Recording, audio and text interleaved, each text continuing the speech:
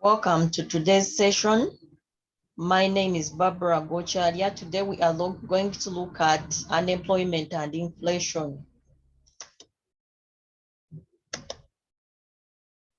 So before we look at unemployment and inflation, it's very important for us to know that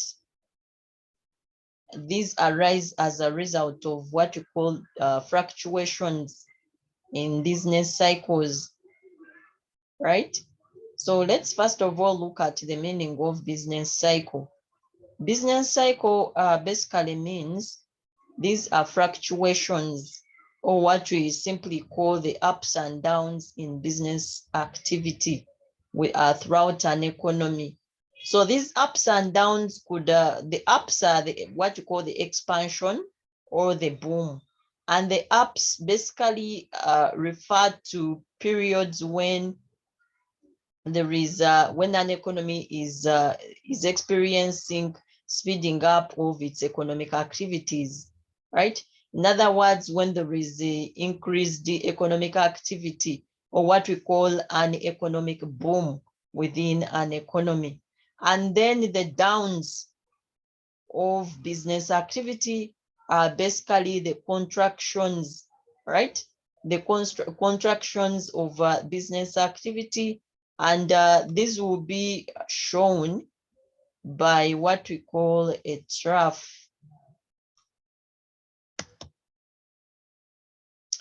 So the downs of business activity, under the downs of business activity, or what we call the contractions under a trough, we experience where we experience a recession, all right?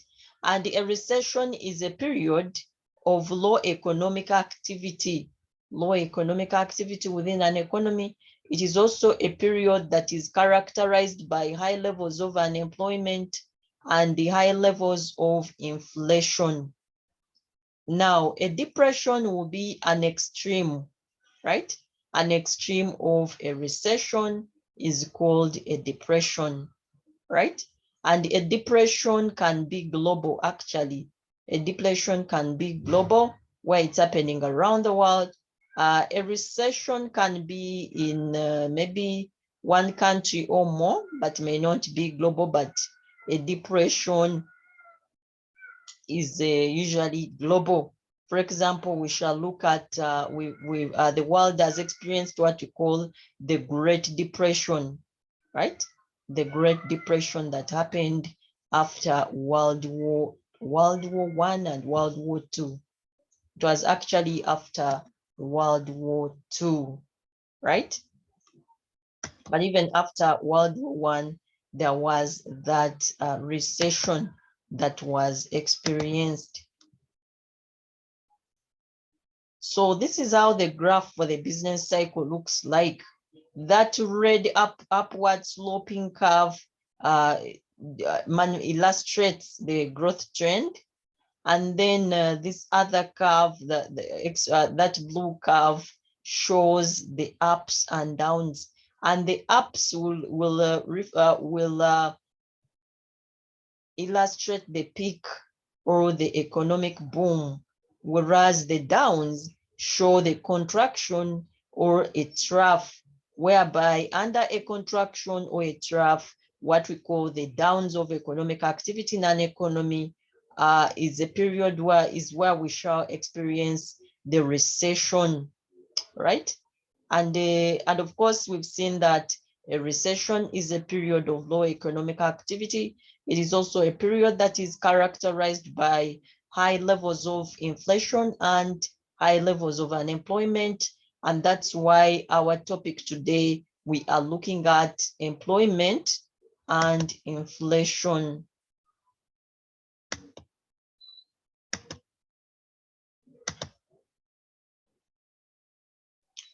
Now, this graph over here shows how the world has been, what has actually been happening from the 1800s, where the world has been facing a series of fluctuations of economic fluctuations.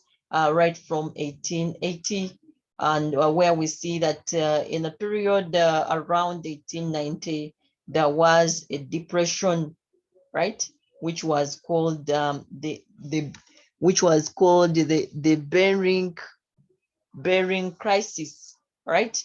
And then also we see that also a period between 1900 and around 1910, also there was a depression which was called the Silver Campaign Depression.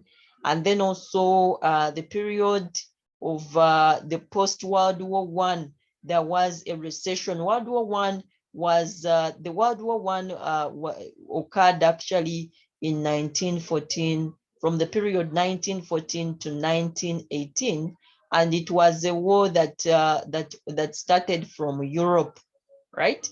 And then also after World War II, post World War II, the world also experienced a recession. It experienced actually the Great Depression. World War II was in the period was from 1939 to 1945. And after the World War II, or the world also experienced what we call the Great Depression, right? So of course, we've seen that the depression is an extreme of a recession. It is in extremes.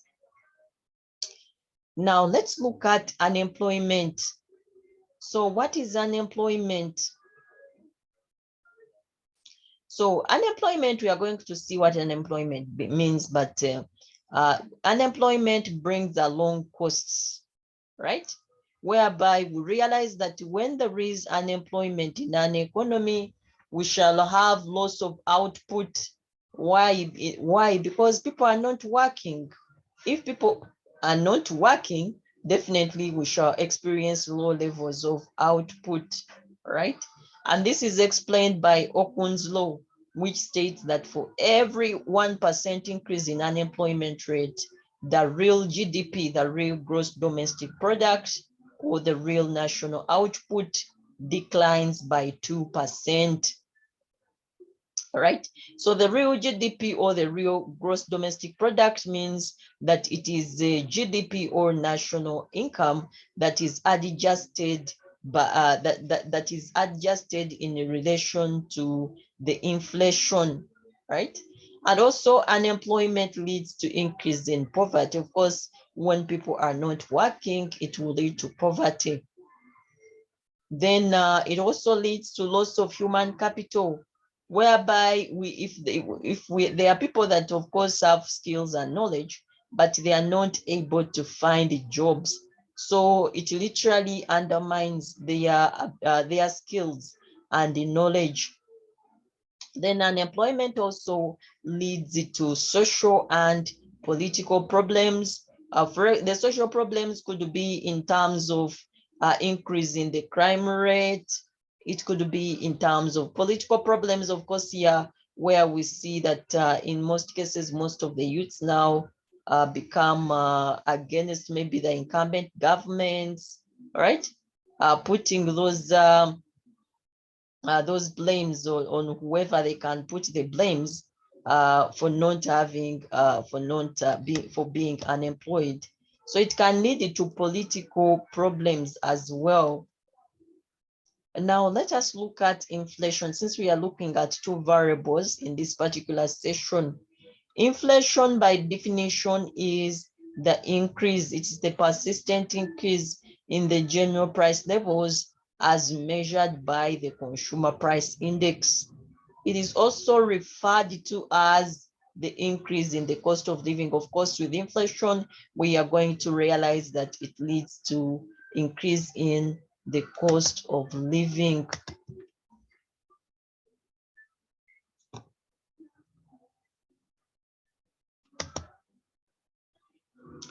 So what is employment? First of all, employment refers to the number of people that are currently employed, or that have jobs within an economy. They can either be full-time employees or part-time employees. And then unemployment, of course, now will be the opposite. It is the number of people who are actively looking for jobs, but they cannot find work. They cannot find work. And so labor force will be a summation. Labor force will be a summation of both employment and unemployment. In other words, to get the total labor force in an economy, you will add the total of the employed, the total number of people employed plus the total number of the people that are not employed. And of course, official unemployment statistics here, particularly in our country, are got from the Uganda National Bureau of Statistics.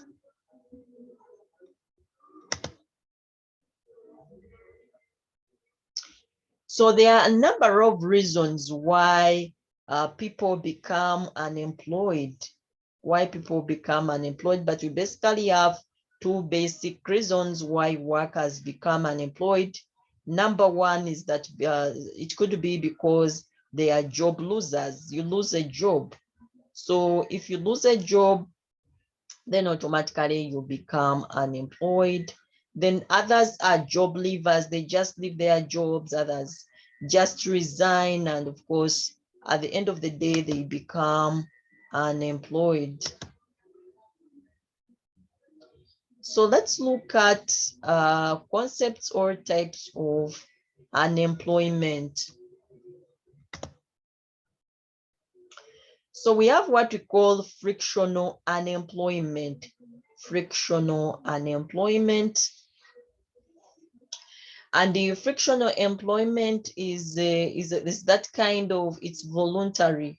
It is that kind of employment where between when someone has not got a job and when they've got a job, that period when someone is looking for a job and when between when someone is looking for a job, is doing a job search, and when up to that time when that person gets the employment or the job, that period when that person is unemployed will be called frictional unemployment. So it happens when people are entering workforce, they're just entering a workforce, or they are starting new jobs, or they are re-entering the workforce. So this frictional unemployment occurs to people that are or that have the skills, people that are qualified, right? And also they could be unemployed, frictionally unemployed, because they lack information in the job market. Sometimes they don't know where the jobs are. They don't have information on where the jobs are. So let's look at, we also have what we call structural unemployment. Structural unemployment. And the structural unemployment occurs when the people that are looking for jobs are not able to find in other words, there are more people that are looking for jobs in the labor market than the jobs available. So more people are looking for jobs, but the jobs are less than the number of people that are looking for jobs. So in that scenario, we shall have what we call, we shall be experiencing what we call structural unemployment. And this is the graphical representation or the curve explaining structural unemployment, literally showing that, of course, here we are seeing an equilibrium. This is an equilibrium that actually generates an equilibrium level, an equilibrium quantity of labor and an equilibrium wage, right? So of course, above this equilibrium, we shall be experiencing excess supply. Above the equilibrium shows excess, and below the equilibrium shows a shortage. So because here the wage rate here is above the equilibrium, the wage rate WF is above the equilibrium, it shows that there is excess supply of labor, right? The supply of labor is greater than the demand for labor. And so we are going to experience structural unemployment, because the people that are looking for jobs are more than they are more than the jobs available in the labor market. So let's look at what we call minimum wage. So a minimum wage is a government mandated floor on the price of labor. When you talk about a price floor, look at the floor down, right? The floor down, right? The floor is down, right? So that is the minimum wage. When you talk about price ceiling, the ceiling is up.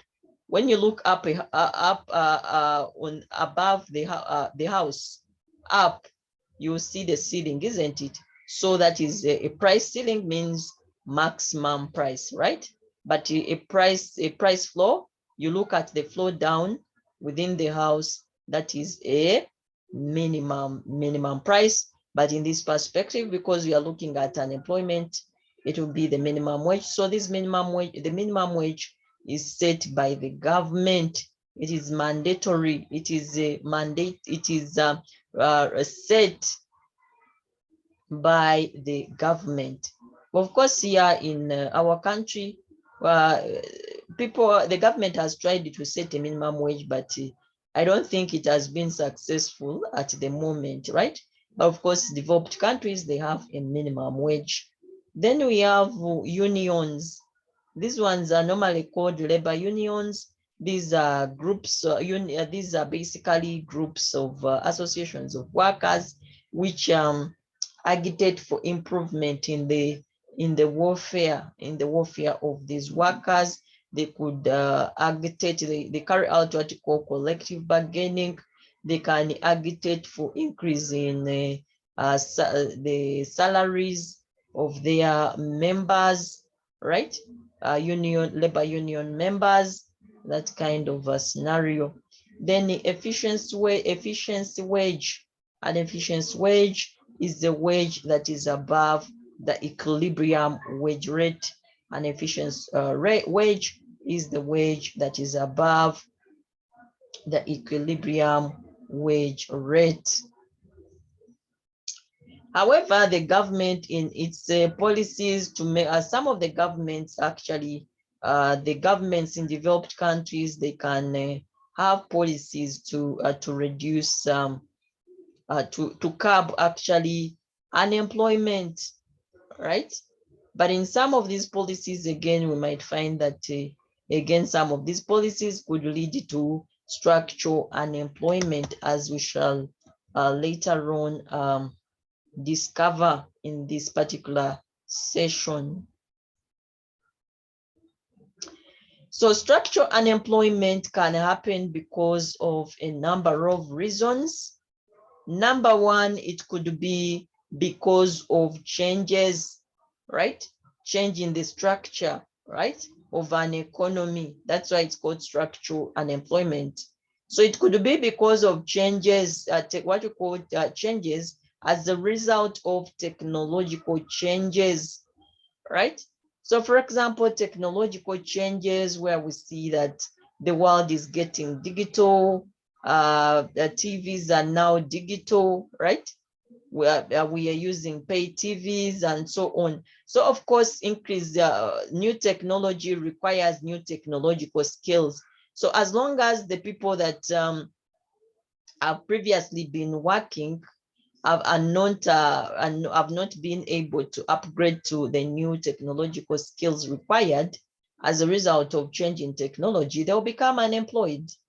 Then also structural unemployment can be as a result of changes in consumer demand, where we see, for example, changes in tastes and preferences, right?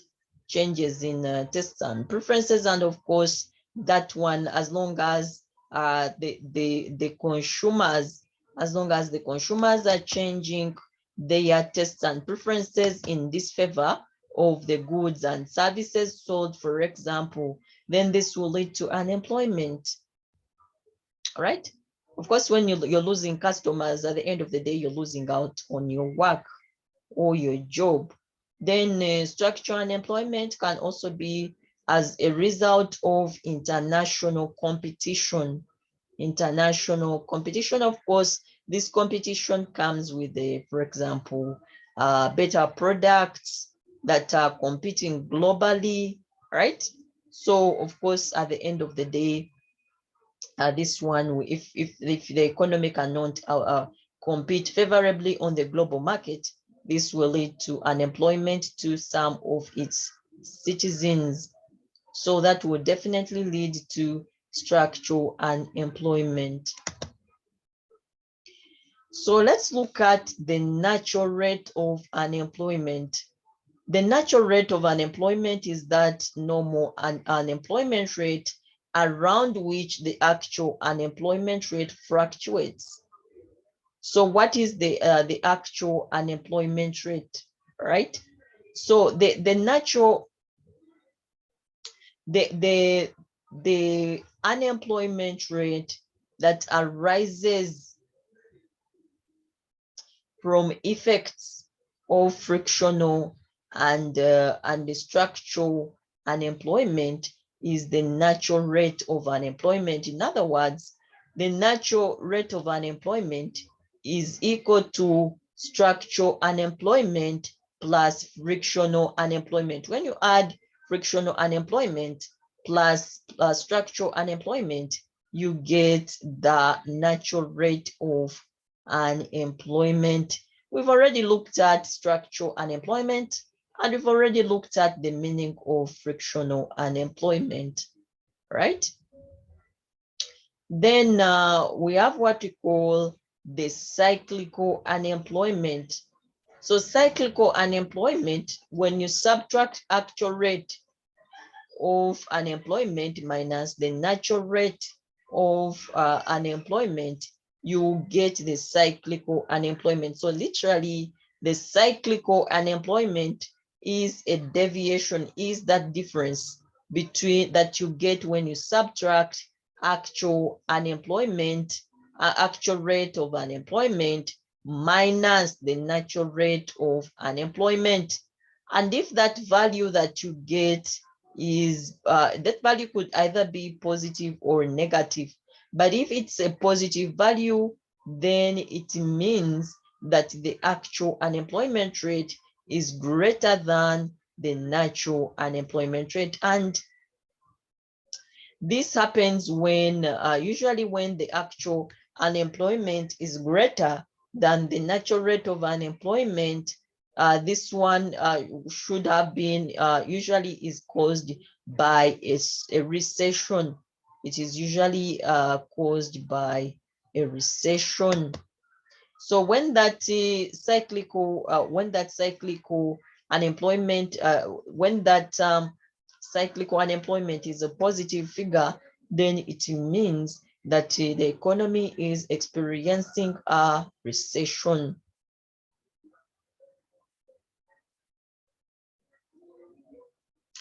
So the natural unemployment rate does not change over time, but yet the actual unemployment rate changes over time. So the actual unemployment rate could change because of factors like demographics of the labor force. By demographics, we look at factors like the age of the citizens. Are they younger? Are they older citizens? And that kind of situation. Then also the actual unemployment rate can gradually change as a result of institutional changes. For example, the amount of labor unionization. Of course, we know that labor unions, they agitate usually. They agitate. Of course, the lower the number of labor unions in an economy, of course, this one will not stimulate improvement in terms of employment levels. Then also under institutional changes, we can have technological changes in the labor market, like we've already seen. And then also government policies, also they can this actual unemployment rate can also change as a result of government policies, where we see that, for example, governments, developed economies, for them, they provide what we call unemployment benefits to the unemployed, right?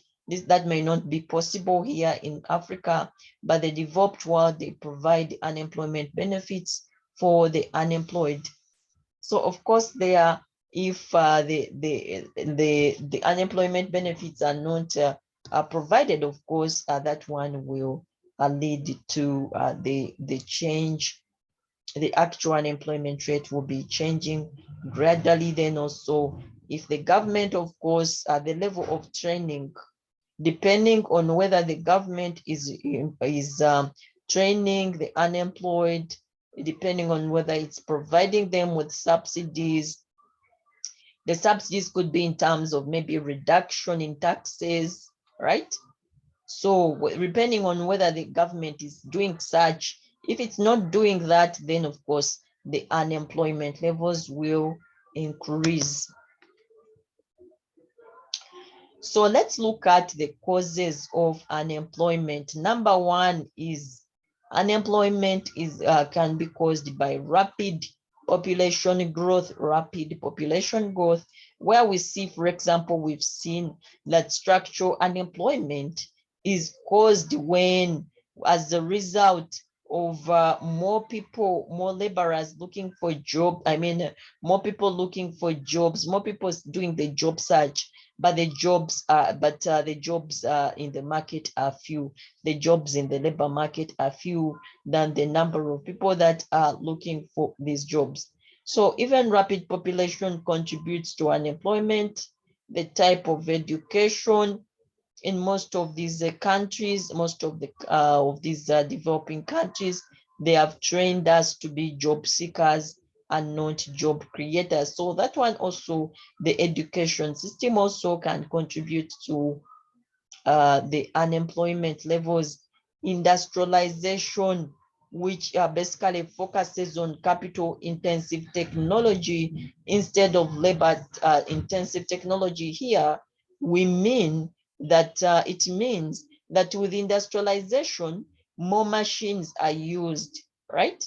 More machines are used than the human capital, than the human beings, right, to do the work. So as a result of more machines being used in these industries, it will lead to unemployment, because if machines are replacing human beings, what do you think will happen? It will lead to unemployment.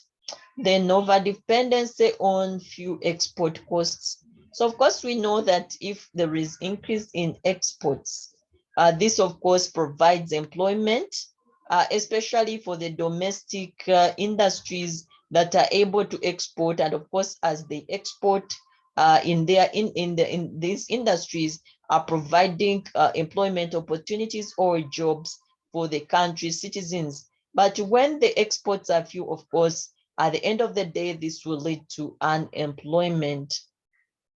Political instability. Political stability. The political environment is very important in terms of determining the business environment, right?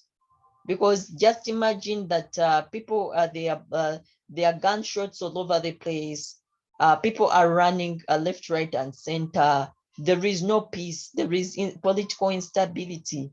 So at the end of the day, no business activity will be able to take place. And of course, at the end of the day, this will lead to unemployment. So political stability is key, is very important in determining the business environment, in determining the level of economic activity, and of course, at the end of the day, the level of employment. Lack of proper man planning, where we see that, for example, some governments have not worked towards, they've not considered linking the educated, linking the graduates to the available jobs in the market. So that one also leads to unemployment, the wage gap between the rural and the urban areas.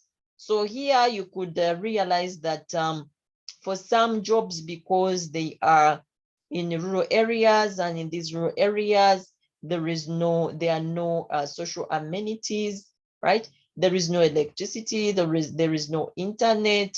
So are the poor roads. So at the end of the day, people may not want to go and work in the rural areas or the remote areas.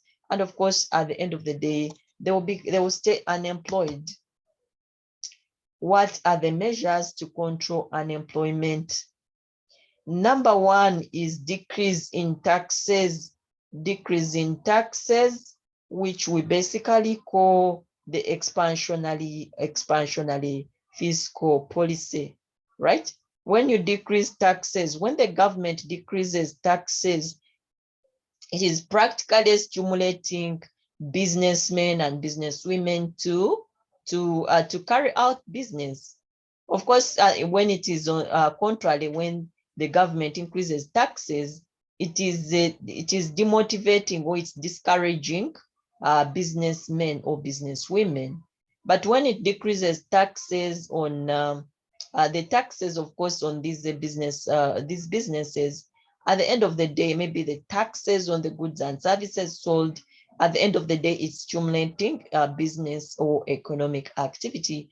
And of course, when economic activity is stimulated, this increases employment. More people are employed. Increase in money supply. This increase in money supply could be in terms of government issuing out loans, right? Issuing out loans to some of these people to be able, maybe providing low interest loans to the business fraternity, businessmen and businesswomen, to be able to stimulate their businesses. Then also, of course, at the end of the day, this increases employment as they're employing more citizens, these businesses, then reducing interest rates. So these interest rates, they are reduced by, of course, we shall be looking at the monetary, I think we looked at the monetary policy. Yes, when we were looking at money demand and money supply, and we looked at those tools of the monetary policy, where we looked at, if you can remember, where we looked at the central bank using it. Exactly, where we saw that it's the central bank that executes this monetary policy, where it uses the various monetary policy instruments or tools, and one of them being the legal reserve requirement, which actually controls the legal reserve requirement. And then what else did we look at? The discount rate or the bank rate. So through the use of the bank rate, or the central bank rate or the discount rate, and the legal reserve requirement, the central bank is able to control these interest rates for commercial banks indirectly. At the end of the day, we of course reducing interest rates practically means that it's going to increase. It will here the central bank would have, for example, used the bank rate, whereby if there is unemployment, of course, the essence here, the objective would be to increase output and to increase money supply, isn't it? So in the central bank here will practically reduce the bank rate, and it will also reduce the legal reserve requirement. Of course, at the end of the day, this increases the commercial bank reserves.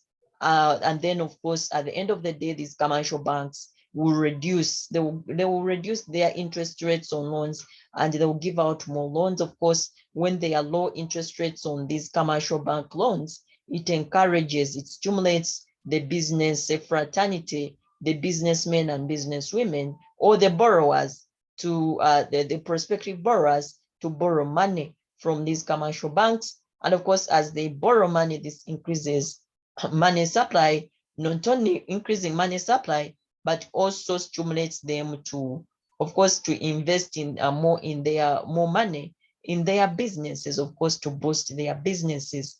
And at the end of the day, this will increase employment as these businesses employ more workers.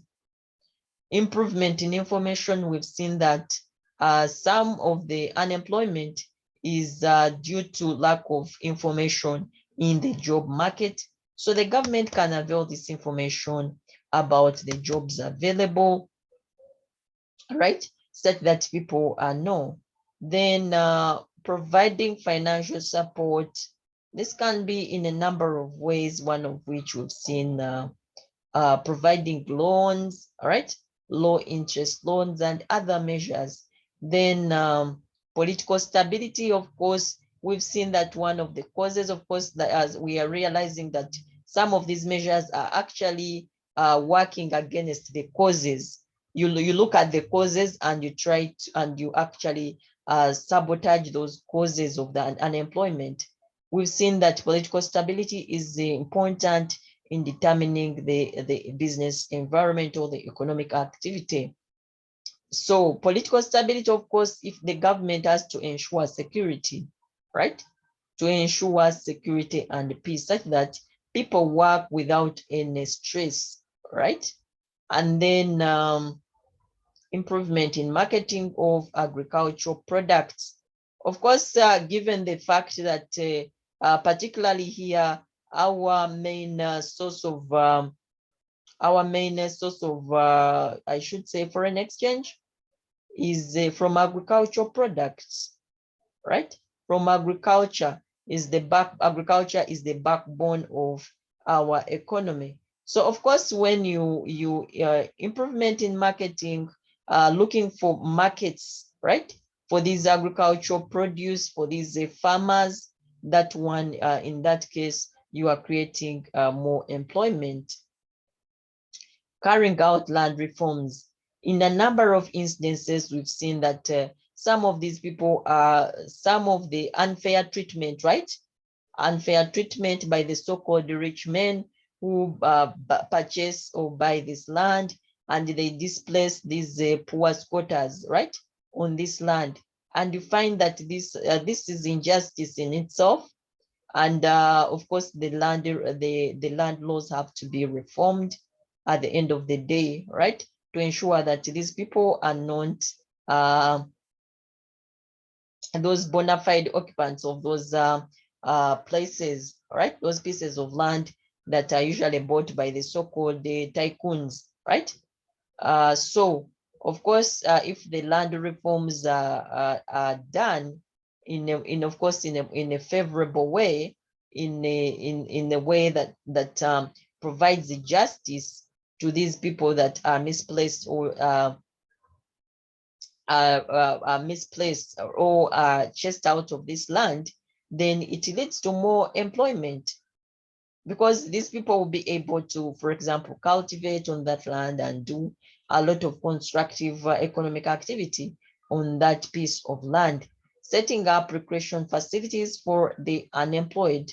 So these vocation facilities could be in form of course, we've seen these vocation facilities where they're usually done by these religious groups and other groups, whereby they train these youths on a number of, for example, plumbing, hairdressing, what else?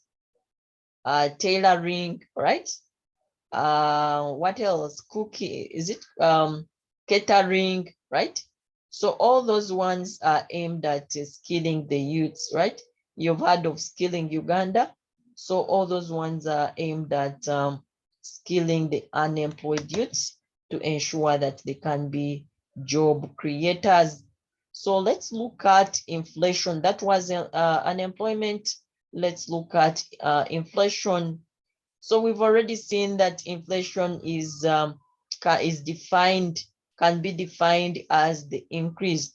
It's actually the persistent, it has to be a persistent increase in the general price levels as measured by the consumer price index, or it can be defined as the decline in the value of the unit of money, because inflation leads to devaluation of any country's currency. So the inflation rate is given by the consumer price index in the current year minus the consumer price index in the previous year, divided by the consumer price index in the previous year times 100. That will give us the inflation rate.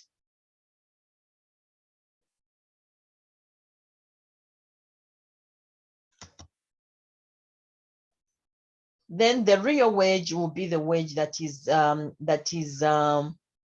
adjusted in relation to inflation. For example, okay, mathematically, real wage will be nominal wage, or the monetary, nominal means monetary value, nominal wage divided by the price index. So when we say that the real wage is that kind of wage that is adjusted in relation to inflation. For example, you could find that if the inflation rate is 10%, right, has increased, if the inflation rate has increased by 5%, then also the wage, the people's salaries have to be also increased by 5%. So it means that their salaries have been, or their wages have been adjusted in relation to the inflation rate. So let us look at the cost of inflation. Let us look at the cost of inflation. When we look, when we look at the cost of inflation, what we mean by, or when we talk about the cost of inflation, we mean those, I should say, consequences, right? The consequences, usually negative consequences, that arise as a result of an economy experiencing inflation, right? So some of the costs of inflation are that the long-term contracts, given the fact that these long-term contracts are generally written in dollars, right? We could have repercussions, future repercussions on loans and bonds. A bond is a non-bank loan, right? Could be given out by it's a debt instrument, but it's a non-bank loan. It can be given out by, for example, private investors, right? Even the government itself can issue these bonds, right? So what happens is that in the long run, anyway, we are going to see more of what happens of the cost of inflation.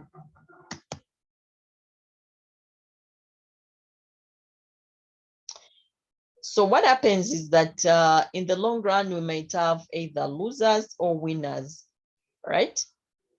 Depending on how the forecasts are made today for the future. So in terms of the loans, for example, if these banks are giving out loans, it could be a bank, it could be a private individual. If they are giving out a loan, and maybe in dollars, and it so happens that in future, the expected, in future, the inflation rate is greater than the expected.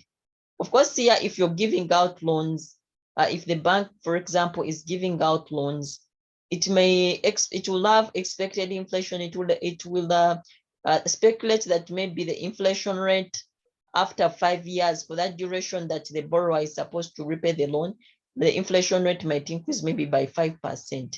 And it will give provision, of course, it will make this borrower to pay more. Of course, in terms of future compensation of the inflation that is expected, of the increase in inflation rate that is expected. But if it so happens that the inflation rate is greater than the expected, then the debtors will be winners. They will benefit more because they will be paying less of the loan than compared to what they were actually supposed to pay. And if the inflation rate is less than expected, of course, at the end of the day, it is the lenders, it is the creditors or the banks that will benefit more in that regard.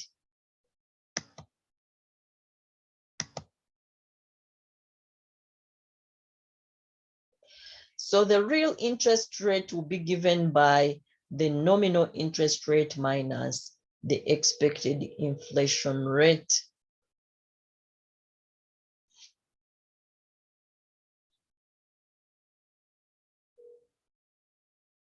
Of course, the real interest rate will be that interest rate given out on loans, which has been adjusted in relation to the expected inflation, to be adjusted in relation to the expected inflation rate. All right, so that will be in terms of loans, where we could have either winners or losers, either the borrowers or the lenders being winners or losers, depending on what they would have anticipated on the expected rate of inflation. Then secondly, another cost of inflation is the shoe leather costs. The shoe leather costs. But just by the word shoe leather costs, it means that when an economy is experiencing inflation, of course, it means here that people are spending more because the cost of living increases. People are having a lot of money at their disposal. They are spending more, and as a result, they will make more trips to the bank. They will make frequent trips to the bank to withdraw money, frequent trips to the ATM machines, right? To withdraw money. And those transportation costs that they make going to the bank, withdrawing money, going to the ATM machines to withdraw money, those costs are called the shoe leather costs. So this, with inflation, it increases the shoe leather costs. Then another cost of inflation is what we call the menu costs. The menu costs, just like the word goes, a menu, right? When you go to a restaurant, they'll give you a menu, isn't it? Isn't it?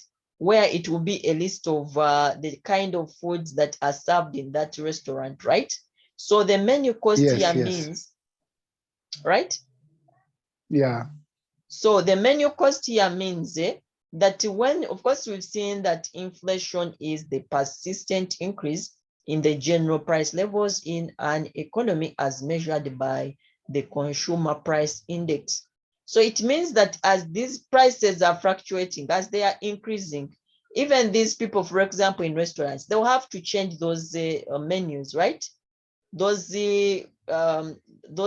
price lists, they will have to change the price list. If the price, for example, has increased, you'll have to adjust that menu and put a new price. Are we together? But it will come with a cost, right? You'll have to adjust the price lists. You'll have to adjust the tags. When you go to a supermarket, there are those tags which they put the price on of the item, right?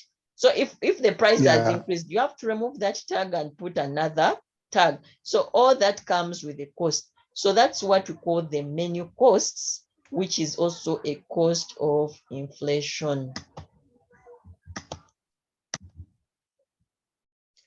Then another cost of inflation is what we call the unit of account cost. We saw when we were looking at money, money demand and money supply, we saw that that money, one of the functions of money is that it is a unit of account, right? So here it means that when inflation comes, of course, when an economy is experiencing inflation, inflation leads to devaluation of a country's currency, or it leads to loss in value of a country's currency.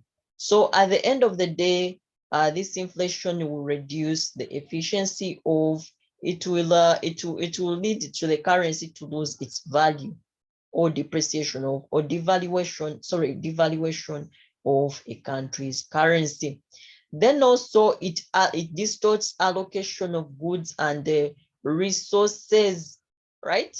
Which reduce the efficiency in an economy. So in this perspective, we are going to realize that inflation affects more of these salary earners, right? Are the ones that are going to feel the impact, that negative impact, right? Because especially because the salary earners, their wages or their salaries are fixed. They are fixed. Every month they are giving you 1 million, but the prices have increased. So at the end of the day, your wage is going to be, you're going to suffer the negative repercussions. So it distorts the allocation of goods and resources in an economy. Then it will also be hard to do long-term financial planning, because of course people will be depending on expected rate of inflation, which they might forecast rightly or not accurately. Then the unfair tax treatment. Of course, we've seen that, for example, these salary earners, if their wages are not adjusted for inflation to become real wages, then in terms of taxes, of course, the taxes will not change. Of course, with the inflation where we're having increase in the prices, even the taxes will be high. And of course, if your money is overtaxed, at the end of the day, your take-home salary will also reduce. So we've had now economics in action. This is not only just theory, but it has also happened in the real world, where we've seen, where we saw in the mid-1980s, we saw Israel, that country known as Israel, experienced a clean inflation. And what do we mean by a clean inflation? This was the kind of inflation that happened in Israel when there was no war, because in most cases, when there is war, of course, that one will be the country will be prone to, an economy will be prone to inflation, right? But now there was no war in Israel. The government was stable. There was political stability. There was order in the streets. But then, because of policy errors, even policy errors can lead to inflation. Because of policy errors, Israel experienced very high inflation. And as a result, the Israelis experienced the shoe leather costs. The shoe leather costs were high. The shoe leather cost of inflation was substantial. And because we've seen that with the shoe leather costs, people are moving to the bank more frequently. And of course, these transport costs also. Of course, when you are going to withdraw 1 million from the bank, but the transport you have used is like 50,000, don't you think that money will reduce as a result of the transport you are using to go to the bank, right? So that is the cost in itself. So this happened in Israel, where that inflation, the high inflation that was experienced in the mid-1980s, led to those shoe leather costs. And then also, but the Israelis also made efforts to minimize these. They also experienced, of course, menu costs, like we've seen under the cost of inflation, but they minimized the menu costs, whereby, for example, in restaurants, that they did not often do what? Change. They did not often change these price lists, right?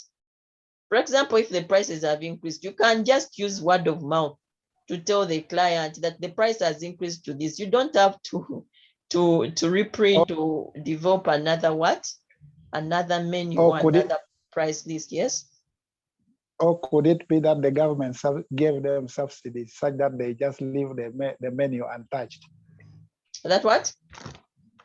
Could it be that the government could have given them subsidies No, such no, that no, they no, don't, no. they live.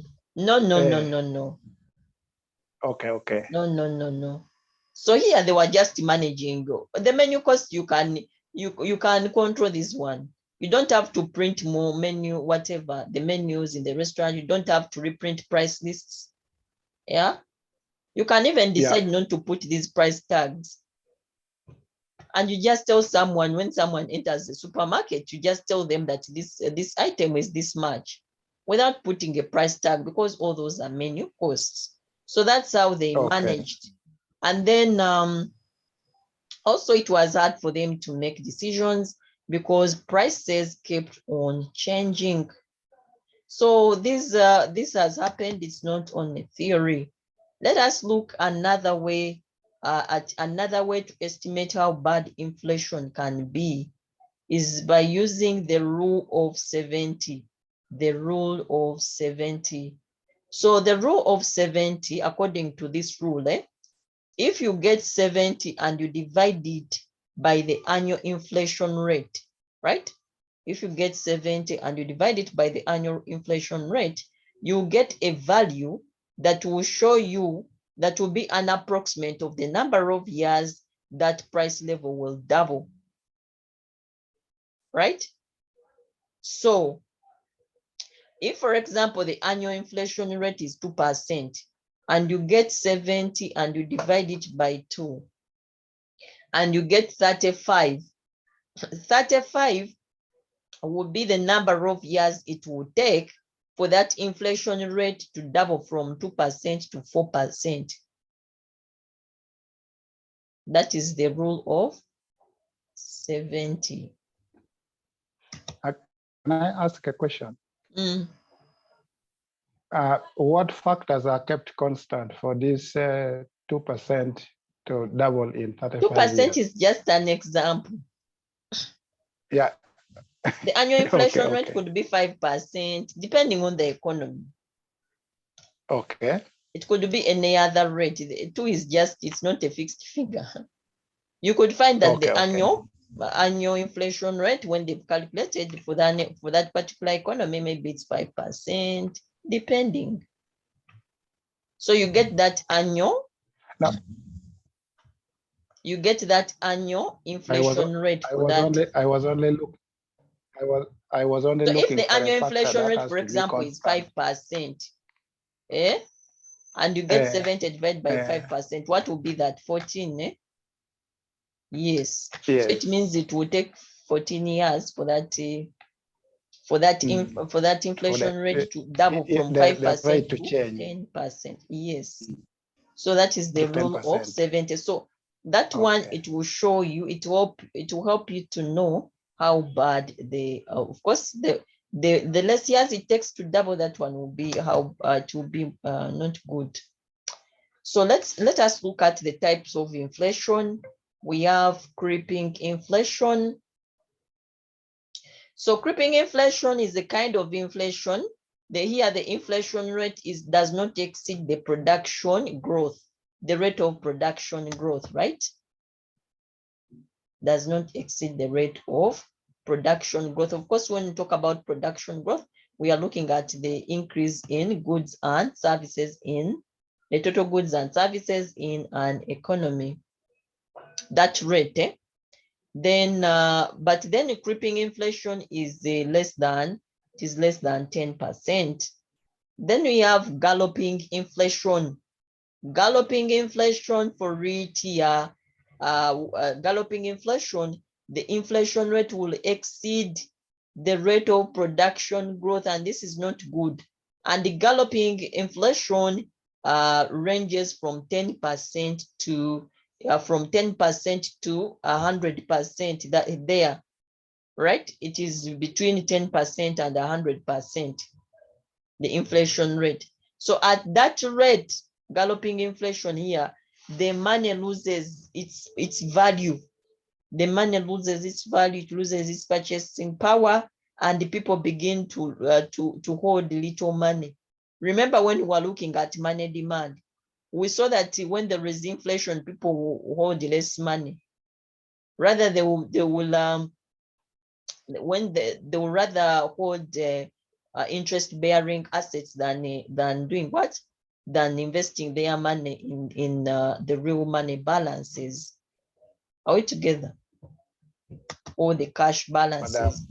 Then we have hyperinflation. This one is inflation out of control. Hyper means high. Inflation out of control.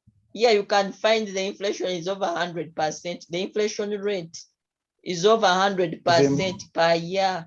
Zimbabwe and Congo. Exactly. Zimbabwe experienced this one, hyperinflation. Here money loses value. People begin now going back to barter trade because the money, they are not having money. The cost of living is high. They begin now using what? Barter trade, which is literally the exchange of goods for goods and services, right? Zimbabwe has experienced that. They were telling us that someone would go with the sacks of money to just buy a loaf of bread, right? So that is not good. That is hyperinflation. And this has been also experienced. Germany experienced hyperinflation after World War I, and also Hungary experienced hyperinflation after World War II. Then there is open inflation, which is caused by economic imbalance. Economic imbalance that is accompanied with rising price levels, right? So the economic imbalance could be maybe increase in unnecessary increase in government expenditures, right? Which will may lead to, it could be maybe increase in taxes, like we are going to see, which leads to rising price levels.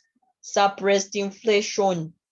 So suppressed inflation means that there is already inflation in the economy, and then the government is trying to suppress it.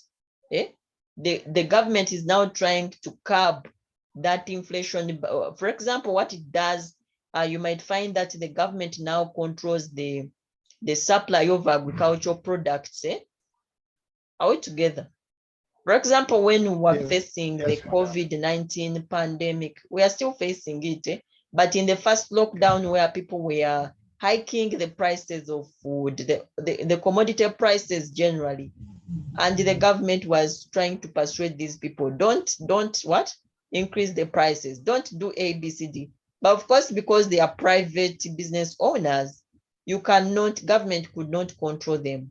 So, so in one speech I saw that they were saying that that government would take over, wanted to take over supply of, to supply the food commodities and so on, such that these business owners stop exploiting and raising the prices. Now, if the government does such, and it now begins to provide the basic necessities such as agricultural products, to control prices such that the business world, the businessmen do not just hike prices anyhow, that is called, the government is now trying to suppress, to curb the inflation. But in the long run, if the government is providing these basic necessities, what will happen is that we shall experience a shadow economy where these businessmen and women will begin now to sell in a shadow economy. I don't know if you understand the word shadow economy. They'll begin to, what you call a black market, they'll begin to sell these goods and services like in their homes, not in shops, but in their homes. And of course, when they are selling from their homes, they increase the prices because there will be scarcity. Are we together? So in the long run, prices will even increase more. As long as there is a black market, a shadow economy, prices do increase more. So that will be what we call suppressed inflation. All right, then there is what we call hidden inflation. Here, the government imposes strict controls to curb price inflation, and when the government imposes these strict laws to curb inflation, what happens is that these producers will end up selling the same products, but at, how can I call it? The producers can sell these same products at the same price, but they can, or even reduced price, but they can reduce the quality of these products. They can choose, if the government controls put strict measures for them to not to raise the prices, then they can sell at those prices the government is setting for them, but they'll reduce the quality of the products. So in other words, when you buy a poor quality product at a price that is supposed not to be sold at, it is as good as buying. It is as good as being exploited, paying a high price for a low quality product. So that's what we call hidden inflation, because you'll be paying a price for a poor quality product. I don't know if we are getting that. Yes, I've understood that. So let's look at the causes of inflation. Number one is what we call inflation is caused by what we call there is what we call demand pull inflation. Demand pull inflation.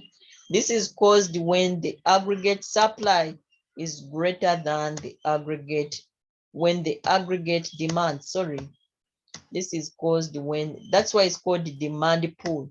So it is caused when the aggregate demand for goods and services is greater than the aggregate supply for goods and services. When the aggregate demand for goods and services is greater than the aggregate supply for goods and services. So aggregate demand means that total, right? That total demand, right, of goods and services within an economy, right? And the aggregate supply, of course, will also be that total supply of goods and services within the entire economy. So what happens here is that when the aggregate demand for goods and services is greater than the aggregate supply, it means literally we have a shortage of goods and services, right? And of course, when there is a shortage, and when there is a shortage, the aggregate demand for goods and services increases. It is greater than the aggregate supply. So the prices just have to increase by default, because here we are having a scenario where there is too much money chasing a few goods, right?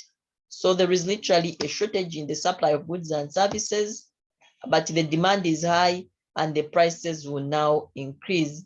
So what are the possible causes of this demand pull inflation? Number one, excessive investment expenditures. Excessive investment expenditures. When there is for example, the government is over investing in for example, projects that may not be productive. At the end of the day, we are having increase in money supply, right?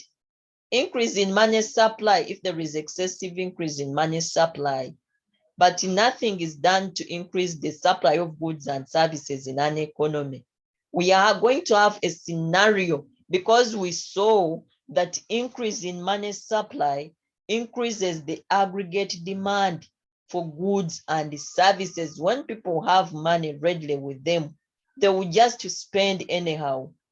It is prone that they will just spend, and you cannot have money and you want to buy something and you don't buy it. The aggregate demand for goods and services increases. And when it increases, of course, at the end of the day, when there is a shortage of supply, when the aggregate demand is greater than the aggregate supply, the prices will just have to increase because there is too much money chasing a few goods. Excessive growth of consumption expenditures. Here we are looking at, for example, consumption expenditures in terms of the government expenditure, consumption expenditures in terms of the private expenditure, private individuals. When they increase their spending, this increases money supply. If increase in money supply is occurring, but there is nothing is done to increase the goods and the goods and services in an economy, the aggregate, there will be too much money chasing a few goods. And of course, at the end of the day, the prices will increase. Low cost loans, if these low cost loans are given out, what I can call low interest loans, it increases money supply, it increases money supply in the economy. Of course, we saw that increase in money supply. You remember we saw with the quantity theory of money, where was that that economist who developed the quantity theory of money, Irving Fisher, right? Where we see that that quantity theory of money, yeah, it says, what does it say? MV is equal to PT. Yes, MV is equal to PT. So where we see that according to that quantity theory of money, when the increase in money supply leads to increase in prices, right? Because increase in low cost loans, low interest loans increases, encourages borrowers to borrow money, and then of course increase the loans, increases money supply in the hands of the public. If nothing is done to increase the supply of goods and services within an economy, there will be too much money chasing a few goods and the prices will definitely increase. Tax cutting, when the government reduces taxes, that will be expansionary fiscal policy. So when the government reduces taxes, this stimulates economic activity. And of course, reduced taxes. What happens with the reduced taxes?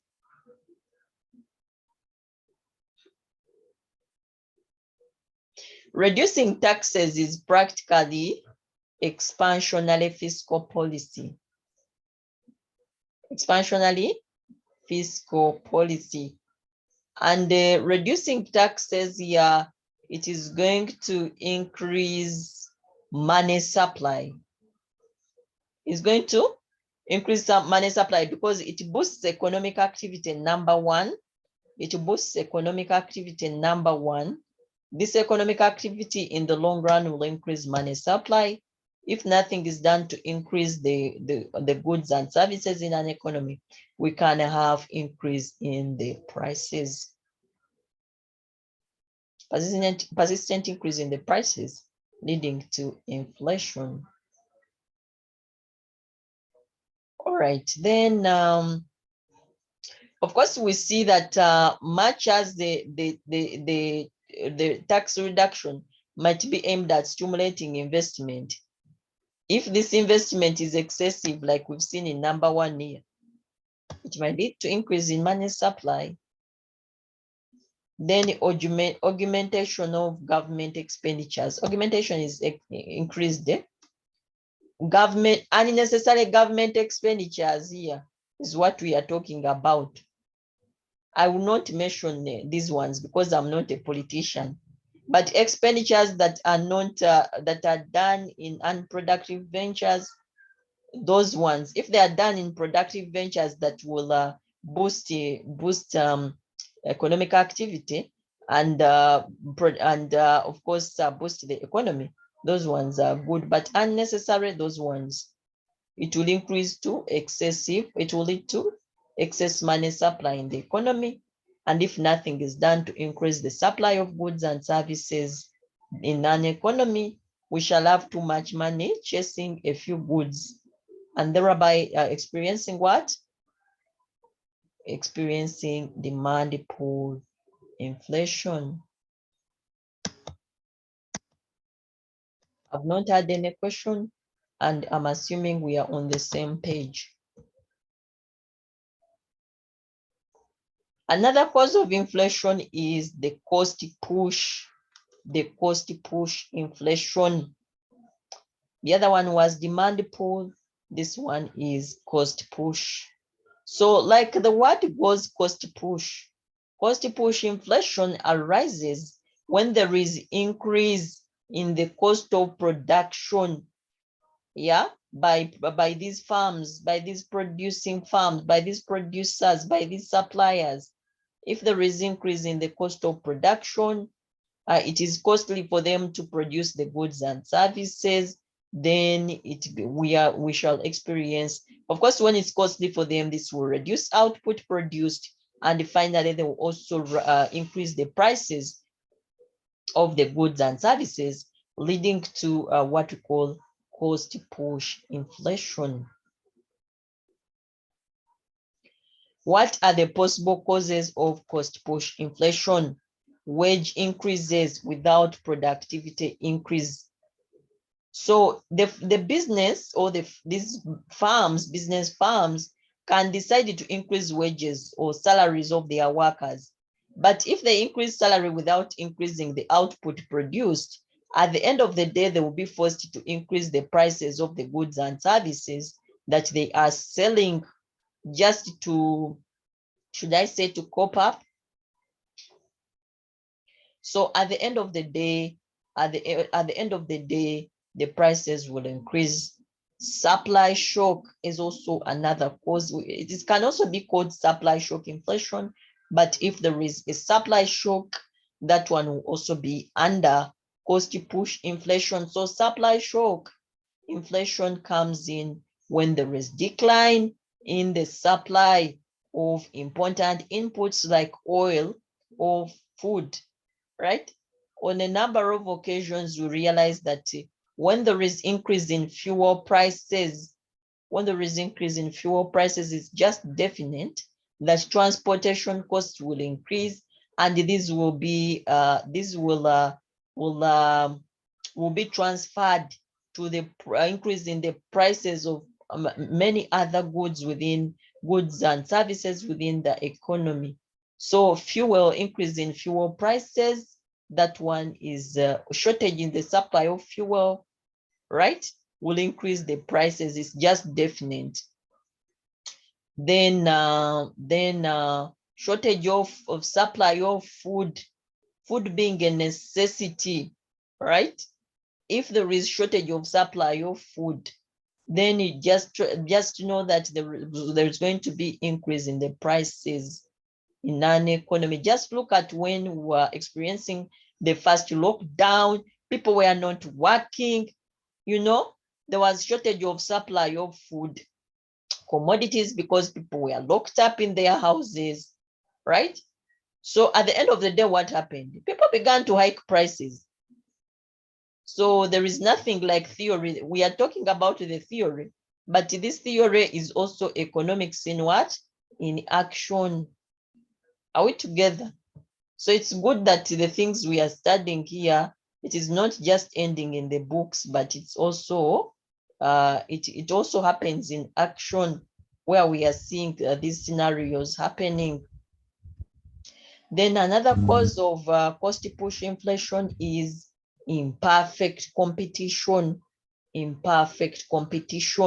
So with imperfect competition here, we are looking at scenarios of monopoly, scenarios of imperfect market structures like monopoly, right?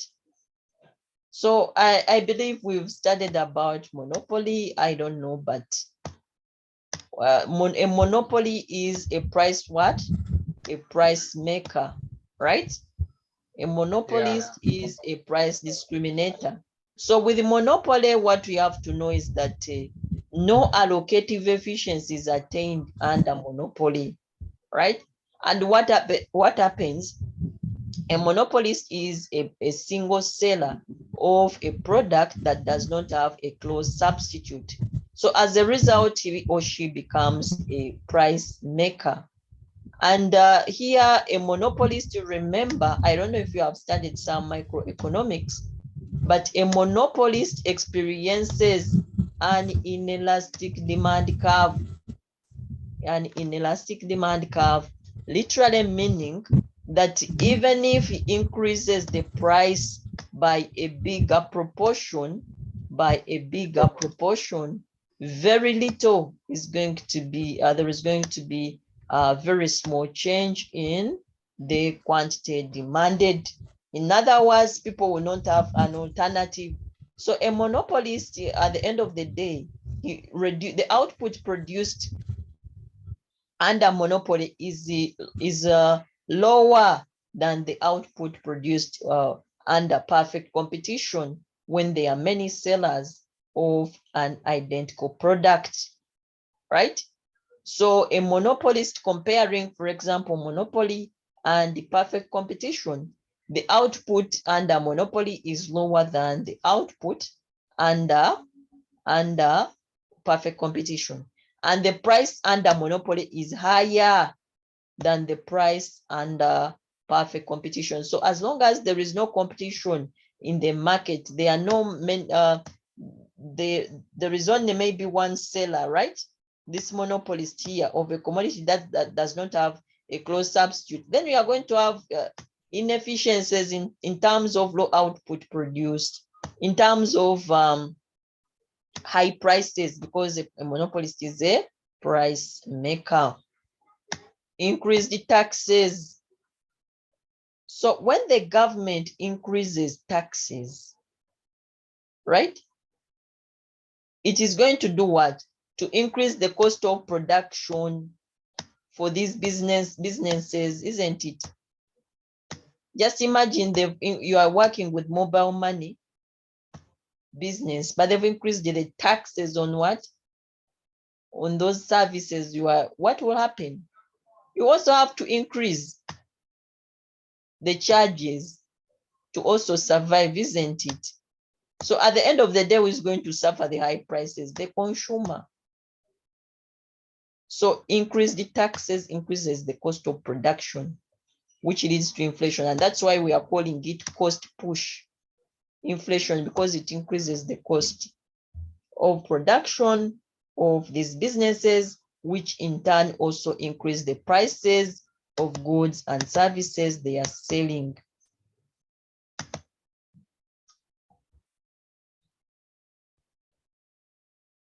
Built-in inflation is another cause of inflation, is another type of inflation, but also a cause of inflation, which can also be called anticipated inflation.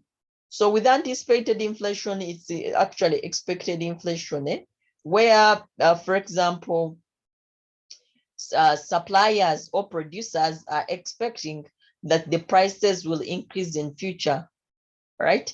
They're expecting that prices will increase more in the future. So as a result, they also do what? They also increase the prices. No, what happens with built-in inflation is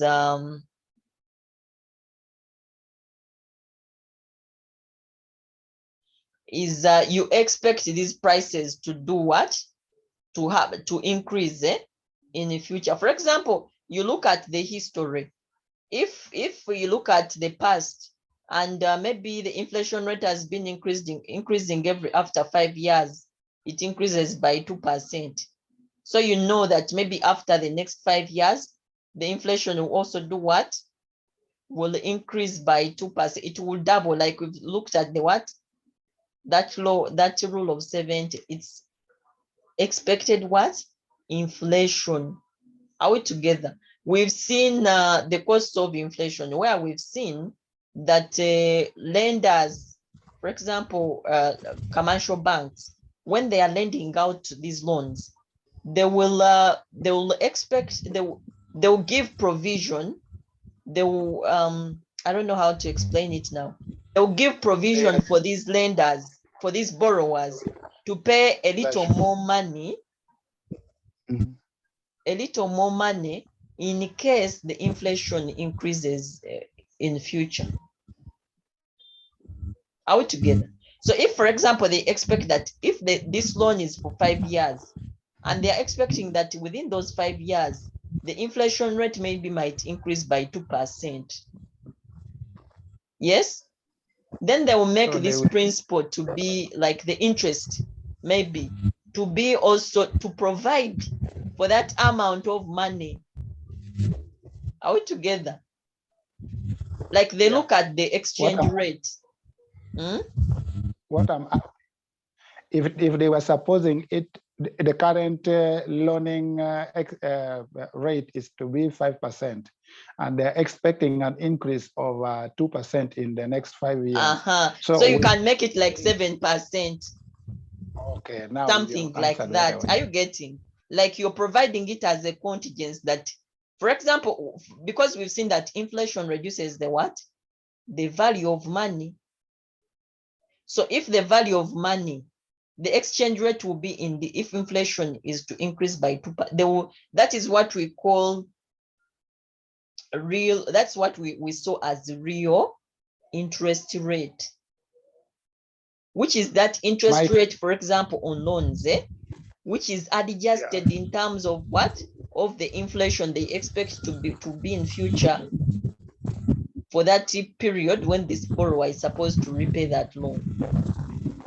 So that is what we call built-in inflation or anticipated inflation, right?